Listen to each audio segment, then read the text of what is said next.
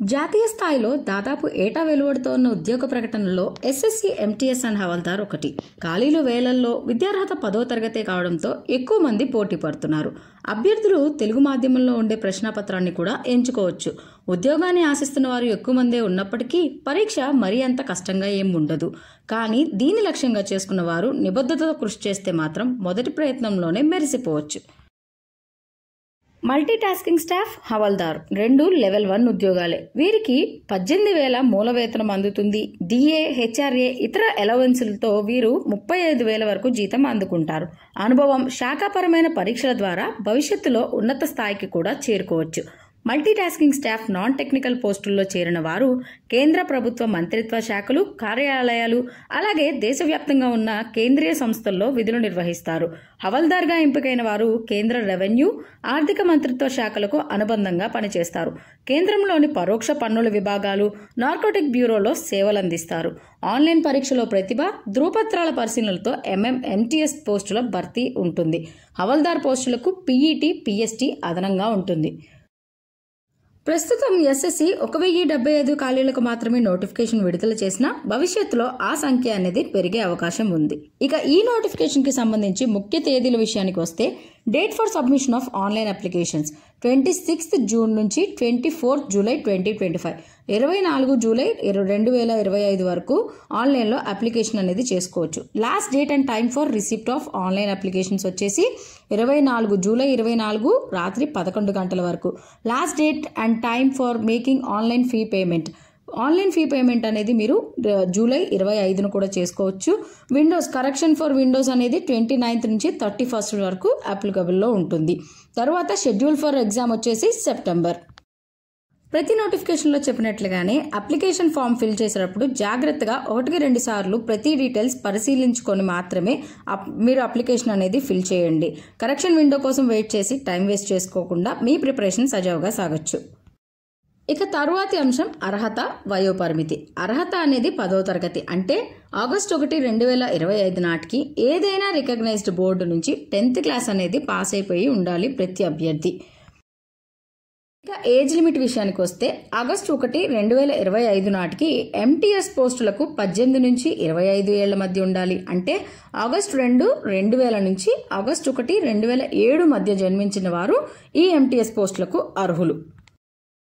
ఇంకా హవల్దార్, ఎంటీఎస్లో కొన్ని పోస్టులకు 18 నుంచి 27 సంవత్సరాలు ఉన్న వాళ్ళు అర్హులు. వీరికి ఆగస్టు 2, 1998 నుంచి ఆగస్టు 1, 2007 మధ్య జన్మించిన వారు దరఖాస్తు చేసుకోవచ్చు. అన్ని పోస్టులకు ఎస్సీ, ఎస్టీలకు 5 సంవత్సరాలు, ఓబీసీలకు 3 సంవత్సరాలు, దివ్యాంగులకు 10 సంవత్సరాలు గరిష్ట వయోసడలింపు ఉంది.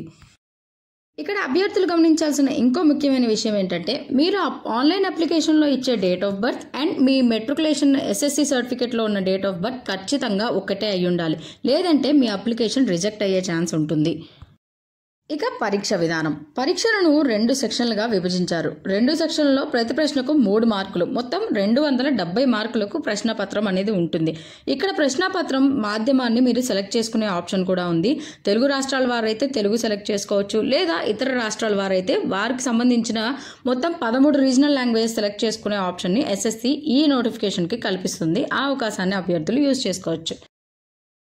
ఒక్కో సెషన్ వ్యవధి వచ్చేసి 45 నిమిషాలు. సెషన్ 1లో న్యూమరికల్ అండ్ మ్యాథమెటికల్ ఎబిలిటీలో 20, reasoning ability and problem solving నుంచి 20, మొత్తం 40 ప్రశ్నలు వస్తాయి. వీటికి నెగిటివ్ మార్కింగ్ ఉండదు. సెషన్ 2లో జనరల్ అవేర్నెస్లో 25, ఇంగ్లీష్ లాంగ్వేజ్ అండ్ కాంప్రహెన్షన్లో 25, మొత్తం 50 ప్రశ్నలు ఉంటాయి. ఈ సెషన్లో తప్పు సమాధానానికి 1 మార్కు తగ్గిస్తారు. పరీక్షలో అర్హత సాధించడానికి ప్రతి సెషన్లోనూ జనరల్ అభ్యర్థులు 30, ఓబీసీ, ఈడబ్ల్యూఎస్ 25, ఇతర విభాగాల వారు 20% మార్కులు పొందాల్సి ఉంటుంది. ఇలా అర్హత మార్కులు పొందిన వారి జాబితా నుంచి మెరిట్, రిజర్వేషన్లు అనుసరించి ఉద్యోగంలోకి తీసుకుంటారు. ఇక పీఈటీ విషయానికి వస్తే హవల్దార్ పోస్టులకు ఫిజికల్ ఎఫిషియన్సీ టెస్ట్ నిర్వహిస్తారు. ఇందులో భాగంగా పురుషులు 1600 మీటర్ల దూరాన్ని 15 నిమిషాల్లో, మహిళలు 1 కిలోమీటర్ని 20 నిమిషాల్లో చేరుకోవాల్సి ఉంటుంది.